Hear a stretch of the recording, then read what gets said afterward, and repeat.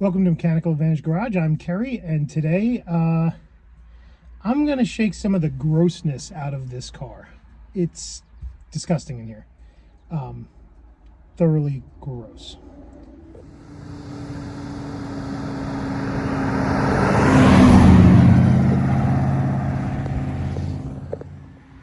So it's an 85-degree day here in Columbus, Ohio, and one of the things that until YouTube invents smell-o-vision that you're not going to be able to experience is just how kind of gross and filthy this car is on the inside.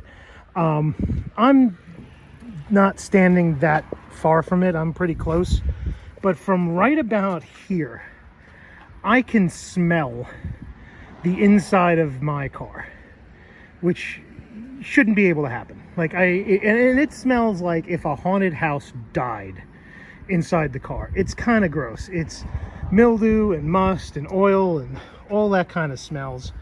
It's just unpleasant. And I haven't really given you guys a haunted house tour of the inside of the GTO. Most of the time you see me sitting behind the wheel of it, and you get like a pretty good look at the ugly what's left of the headliner here. But you know, you don't really get to see the up close grunginess and mold that are these back seats, or you know how literally filthy this carpet is. Sometimes I feel like I'm going to give myself a respiratory disease just driving around in the thing, and you know, stuff like this in the dashboard, which is just blowing into my face from the vent windows. So one of the things I want to do with this car is I want to clean it, because I want to give people rides in it. I want people to experience muscle cars, and I want them to be able to, you know, get in the car, go around the block, feel that like 1-2 chirp shift. But in order to do that, we're going to have to do some serious delousing here.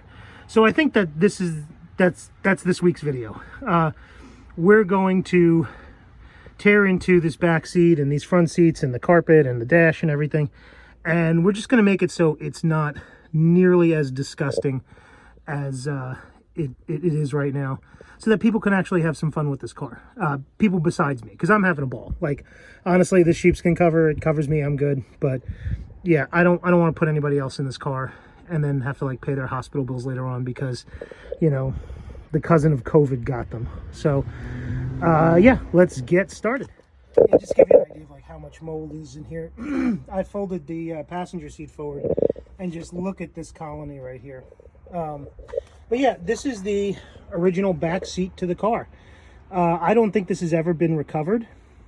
And it is just filthy nasty. What's good though is that it is rip free. I don't see any tears in it. I don't see anything gross. I'm hoping that I can just clean it up with some Clorox, kill all this mold, and maybe condition it, and that'll bring back some of the luster of the back seat, and then people will actually go, hey, I want to sit back here. So I'm just gonna attack it with some good old-fashioned Clorox cleaner and bleach, and we're gonna see how this stuff actually comes out. I'm just gonna let it sit on there for a minute too, because you know, I don't really want to breathe this stuff in, and it is aerating. Yeah, good.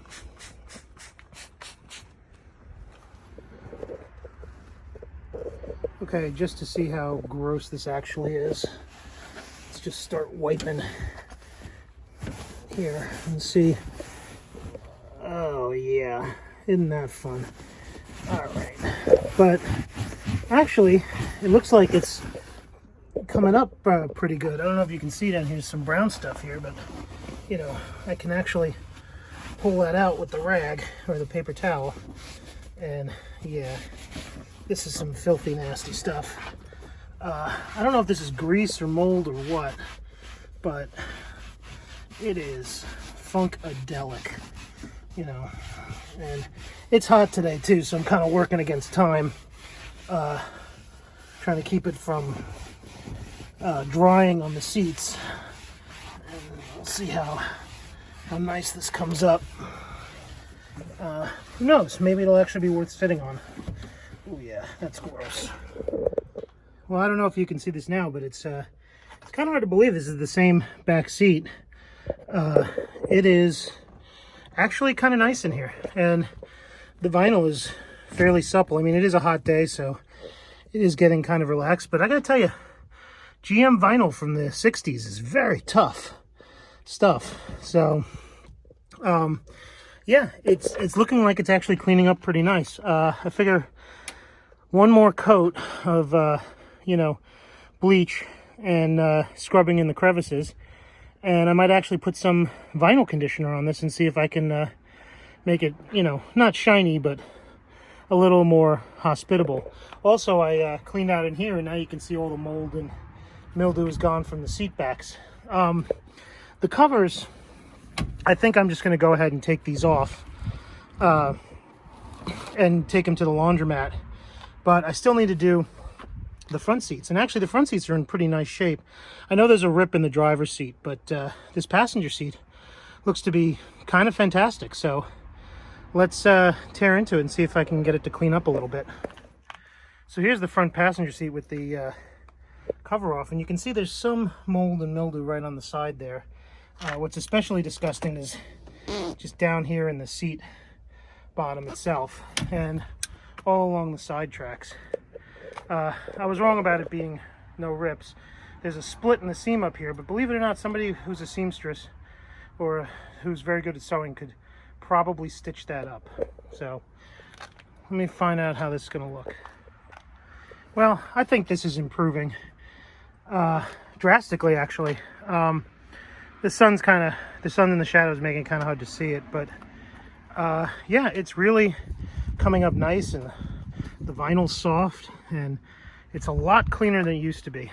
And I think once we get some conditioner on it, it may actually come out really nice. In the meantime, I'm going to focus on cleaning up this dash now.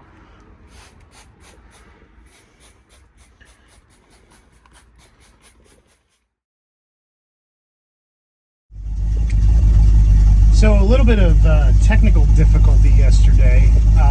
My iPhone melted down. Apparently working inside this hot car was too much for it to take, and it did that like little temperature warning thing. And then I melted down. I hadn't been paying attention, and I wasn't drinking enough water and needed a break. And so, yeah, I got pretty far with cleaning up some of the interior. As you can see, the back seat no longer looks thoroughly disgusting. It's only moderately disgusting. And I still have the cover off on the passenger seat right here. And actually, the passenger seat, if you can see it here, looks pretty nice. Probably gonna do some more work on it today. But I figured I would enlist the help of a friend of mine. So we're going over to a friend of mine who's very good at detailing cars. He does it as a hobby, but I know he does it for other people too. It's not really a business, it's not his job, but he's gonna come and give me a hand, and we're gonna clean up this car a little bit more. So let's head over to his place. And you know, I got the car started this morning. It seems to be running really well, so that's always good. But yeah, let's get moving and shaking through the Ohio countryside.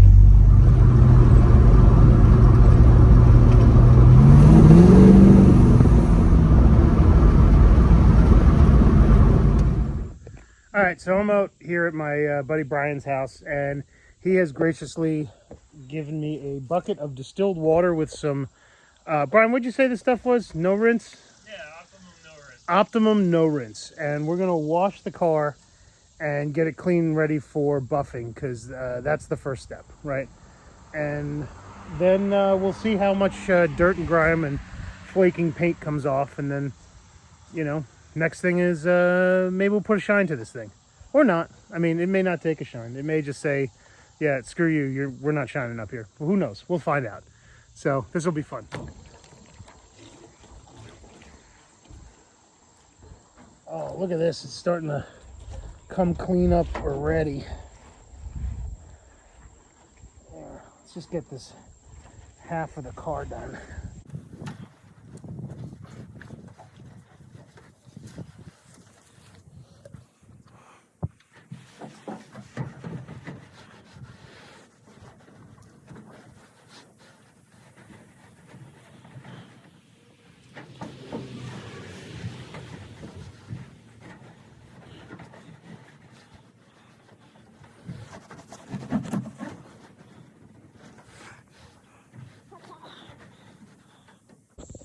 All right, to give you an idea of how filthy nasty this car is, I just did half the hood, right?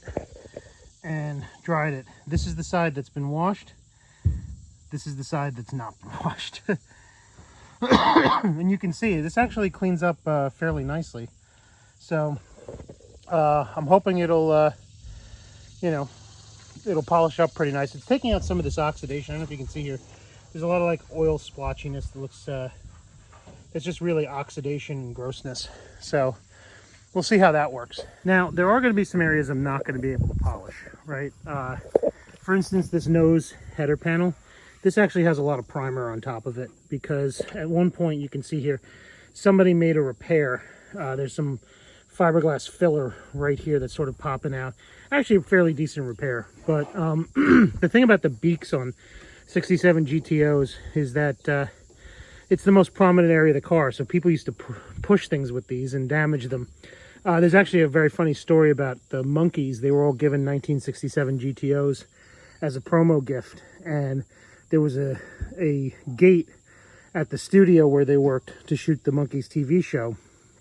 And they always used to push the gate open with the front of the cars. So all their cars were pushed in right here and damaged. Now, that doesn't mean that this was a Monkeys car because it's definitely not. But yeah, that's how the front ends on these GTOs get damaged. It's right here. The sheet metal is like as prominent as the bumper is. So anything in the front, you hit it.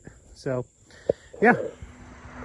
So while I'm waiting for car to dry and some other things to sort of chill out, I'm gonna tackle this front seat again. I have here an old detailer's trick. This is woolite and water, and it's good for cleaning and conditioning leather and vinyl. So I'm gonna attack this front seat here, the passenger seat, and see if I can get it to fully clean up and look pretty, you know, and be worthy of sitting in. So let's see how that goes. All right, so I'm gonna finish it off with some 303 protectant here just to see what I can get, you know, some kind of coverage and protectant here, get some moisture back into the seat. I know somebody's going to comment about down here there's a dirt line. It's not the dirt line, actually, it's the canvas backing for the seat bottom. So it's you know, the seat is actually fallen enough that you can sort of see the canvas backing for the back side of the seat. But it is clean. Oh, look at that. Look at how much nicer that is. You know. And I suppose all of you are wondering, why am I doing this? Well, I'll talk about that in a minute, but I have this philosophy, and that is, you know, if you can't make progress, you can at least protect, right? And every opportunity is a learning opportunity. So if I don't have enough money to replace a seat cover or do something, you know, I can at least teach myself on this sacrificial seat cover how to, you know, what works really well for protecting and what works really well for treating it, so that later on when I do get nice covers, I can actually protect them and I can make them really nice and super clean looking and all that. Plus it'd be nice, like, to sit in a car that doesn't feel disgusting inside when I give people rides in the car, because, you know, one of the cool things about this car is it attracts a lot of attention, right? So people see it and they're like, oh, Patina, it's an old muscle car, it looks like a barn find, I want to ride in it. But you don't really actually want to put them in it because, man, is it gross in here. So the less gross it is and the more like Patina they see that is, you know, not harmful to them, I think the better the experience. That's just my take on it, right? So yeah, I think we're pretty done here. This looks awesome. You know, at some point, yeah, I'll probably put new covers and recover this whole thing, or maybe I'll even try to save this seat. It does have some tear out right here that I can't do anything about. There may be a vinyl shop could fill in here, because this is the piping. It's actually, it's not the seat itself, it's just the piping has split. But you know, these are kind of things like vinyl shops could repair, or I could learn to teach myself how to repair on this seat. And if I screw it up, I just buy a new cover and put it on. So yeah, we're gonna work on that, and let's clean up some more stuff in this interior. Well, there's very little I could do about the discoloration in the carpet, but I gotta say, I'm kind of surprised this is even the same car. It actually looks fairly clean inside here. Not totally disgusting. There's not a lot of dirt on the floor left. There is a lot of discoloration in the carpet. That's rust from the jute padding underneath, and yeah, we'll have to do something about it. But you can see the driver's side is still fairly dirty, but the passenger side is clean. And actually, I have a floor mat for it that I can put in, and that'll probably make it look 1,000 times better. So let's see how this looks. There we go. Get the factory Pontiac floor mat in there, and now that's not terrible at all. So this is my buddy Brian and his fantastic direct drive buffer. And Brian, what are we using today? Megs 105. Okay. And orange or light country pad orange. Oh, nice. So that's a much harsher cutting pad. It's a medium. Okay. I don't really have anything harsh enough. Yeah, well, it'll work. And the idea is just to get a base polish on this and see how we can, you know, make it come out pretty nice, right? Yep. Not show car quality, just try and preserve what we can. So let's get in here and see.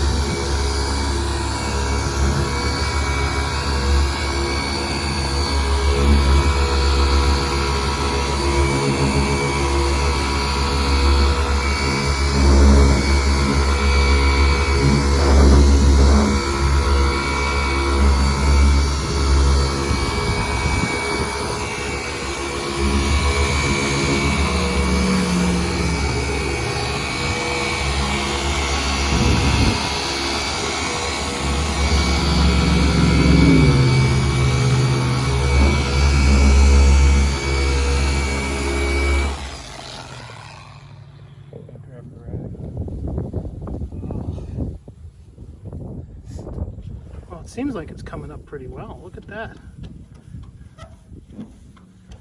I mean, the nice part about single stage lacquers is that they, you know, you're polishing the color top coat. So, but look at the shine. That's actually starting to come back. You know. What do you think? I like it. It's going to be some work. It is. Let's tackle this whole hood and we'll film it and see what comes out after. Gotcha. Okay, so here we've done this side of the hood, and this side is still left to be done. And you can see paint's actually starting to come back. You can see reflection. Now, it's not great. There's a lot of issues with this paint, and there's a lot of, it wasn't applied very well to begin with from the factory back in the 60s. There's orange peel and there's little inclusions here and there, but you can see in some of these areas the metallic's actually starting to come back out of the parts where you can see the sun. But all in all, not terrible, you know. Actually, pretty happy with results so far. So we're going to finish up the rest of the car, and then I'll show you what we got done and how much nicer it is.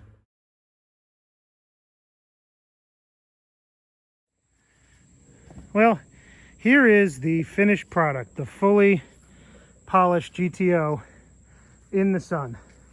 And you can see that this 50-something-year-old paint really kind of came back. It's actually kind of surprising how really shiny and nice it looks. You know, for being what it is. It's this original paint. Now, if somebody had actually taken care of it and I didn't have all these big rust spots and dents and dings and whatnot, this would have actually been a really nice survivor car. But as it stands, it's a good patina car. So I'm really kind of pleased with this. The shady side has nice dark fills because it is a metallic paint. And the sun, it really makes the paint pop. I'm just so over the moon thrilled with how much this came out. I have a big thank you to Brian, who really helped me with this. He's a fantastic detailer. Does it for a hobby, and does just really amazing work. You should see the cars that, well, if you could see his Jeep in the background there, he did that. And it's hard to get black factory paint to look spectacular, but that car looks spectacular. And this one looks spectacular too. I'm really surprised. And yeah, so now I guess the only thing left is to take it for a drive.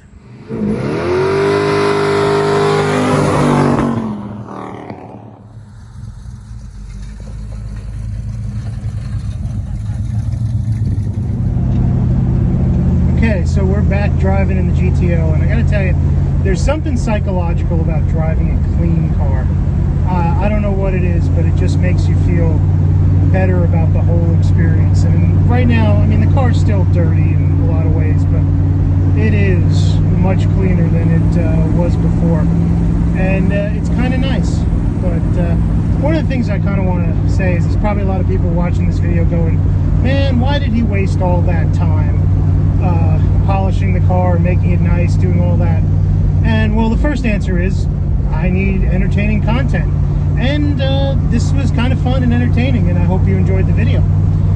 Also, I kind of treat it as a learning experience. I didn't really work with a lot of, 55-year-old paint, or however old this paint is, 50-something years old. And so it was a chance for me to really learn about, what I could do to bring back old roached paint and refinishing, and ways I can sort of preserve what it is that I got going on with this car. But there's also something else, and that is, when you don't have money to fix your car sometimes, you still need to do things to keep up enthusiasm. And that's really what this is I'm trying to keep up my enthusiasm. If I stop working on it, there's a good chance I'll stop working on it for a long time, and I don't want to do that again. I want to keep going. So a good friend of mine, this guy Dennis, who does a lot of motorcycle stuff, he's an old Navy guy, and he has this saying, he goes, row the boat. And what he means by is, every day just do a little something and you'll get to shore, right? Every day you do a little something extra, and you make progress. And sometimes you don't make progress, but you find yourself in a different place where you can make progress.